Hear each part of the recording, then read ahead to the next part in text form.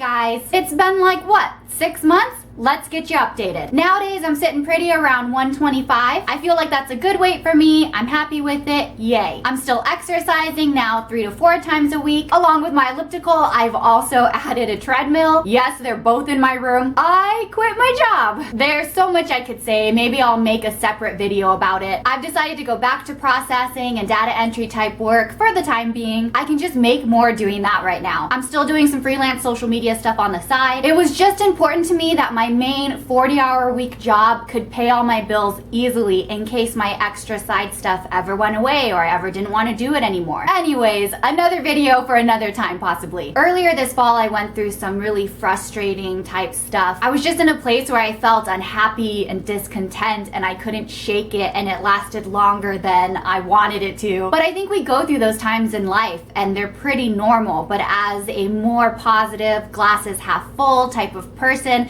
it really shakes me and bothers me. And I think the older I get, the more I'm learning to deal with and face my emotions instead of letting them run me and kind of just be emo and up and down and whatever. One of the main things I've learned when going through periods of grief or sadness or frustration or whatever it may be is it's important to take the time that you need. I very much like to quickly power through things, get in, get out. No one likes to feel negative feelings, so just move on from it as fast as possible. But I don't think that's always the best way to process heavier, deeper emotions. I'm not trying to be vague or anything about what I've been going through. I think this is very relatable because in life you go through times when you're just unhappy because of circumstances, sometimes not, sometimes people, sometimes just whatever. My point is, if you're in an uncomfortable or dissatisfied place in your life, it's okay. It doesn't mean you're going to be there forever. It doesn't mean it's necessarily you or someone else. We all go through it. And that was all a good setup for my segue into searching for my birth family. How has that been going? When I announced I was gonna do this 6 months ago, I really had no idea what I was embarking on. I think I was excited, extremely hopeful. I had paperwork, names, information. I knew I was gonna find them or find something. Shortly after that video, I emailed Eastern Child Welfare Society, now Eastern Social Welfare Society, ESWS, and simply said, I wanna start searching. How do I do this? They were a little slow to respond, which wasn't a huge deal. Like, you're not going to get emailed the next day. It usually took a week to 2. They sent me forms I needed to fill out. I did it, scanned them back. It took a month to a month and a half after that. I hadn't heard anything, so I emailed again, was like, hey, just want an update. And they told me they couldn't find anything. Most likely the information I have is incorrect. They said my birth mother provided the information, so they kind of left it as it's incorrect because of her, whether it was on purpose or not. And that was it.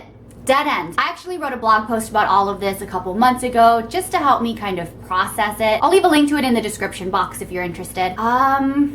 It really sucked. I woke up to that email because, you know, the time difference. It was like 5:15 in the morning and I was just laying in bed staring at it, and then I just cried. Totally not the reaction I was expecting. I guess I didn't know what to expect, but still, like, not that. I cried all morning trying to get ready for work, went to work, just felt really sensitive. And I needed to take some time to let it sink in and decide what to do with it. The Twinsters movie came out in my city beginning of August. If you don't know what it is, go look it up. Basically, it's 2 Korean adoptees, twins, separated at birth, grew up, didn't know about each other. They find each other and meet, and it's their story, and it follows them, and it's beautiful. Quinn and I went and saw it in theaters, and I sobbed, like bawled. It was intense. It's a small local theater here that plays independent movies. There's only 2 other people in there, and I was like dry heaving, like I couldn't catch my breath. I was crying that hard. It was so wonderful to see people I could relate to. They both have their own experiences and opinions on adoption, what it's been like for them, and I felt like I could relate to both in different ways. It was so beautiful to watch, and I think it came at a perfect time when I was feeling so much, and still am, about the whole process. Over these last several months, I've been contacted by a few other Korean adoptees,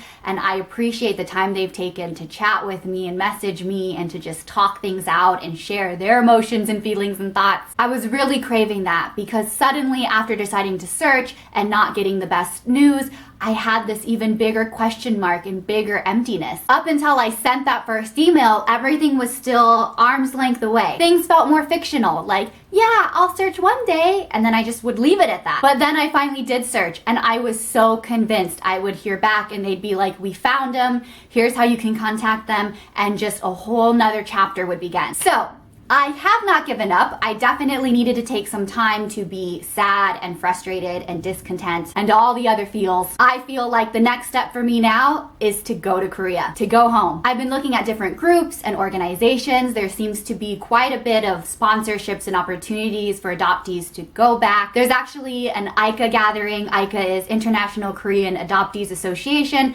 happening in Seoul next year. Fall 2016. Ideally, I have that in my mind as that's what I'm gonna shoot for. Gives me time to save up money and vacation time. I think it was in the movie or in a vlog I watched, there was an ICA gathering in Seoul and a video was playing of the president just welcoming all the adoptees. And she said, welcome home, welcome to your homeland. And I lost it. You know, I don't feel any bitterness, resentment, anger about being adopted. I've heard some adoptees say we got taken from our homeland and we didn't have a say or a choice about it. Just personally, I think, well, no one chooses what they're born into, where they're born, how they're born, whatever. Just like every other single human being, you were born to a mother and whatever happened, happened. So that has never bothered me. I don't feel like I was robbed of anything, I guess. My desire to go back to Korea is just a simple, genuine curiosity. I want to see where I was born. I want to experience looking around and for once not being the minority. I want to learn about my culture and heritage and see what I can't remember because I was too young. I think it'll be an emotional and fulfilling experience. And I'll continue to search when I'm there. Talking with other adoptees, they've offered some really good tips and help. It'll be great to go to the agency in person. I can't wait. And of course, I plan to take you guys with me. Thank you everyone for your loving and supportive comments. I've just felt an outpouring of care and encouragement. This has been a lot harder emotionally than I anticipated, but I'm still glad I'm doing it. There's absolutely no regrets. I love you all. You make my life better, sincerely. And I'll talk to you again soon. Bye.